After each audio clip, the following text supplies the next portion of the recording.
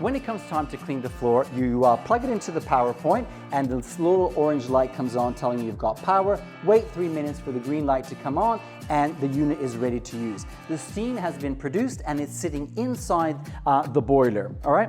Use the cord support here to keep the cord out of the way while you're cleaning. The Vapor M2R has an automatic steam release. You recline the handle back and that ready-made steam is ready to go, all right? It glides very easy on smooth floors.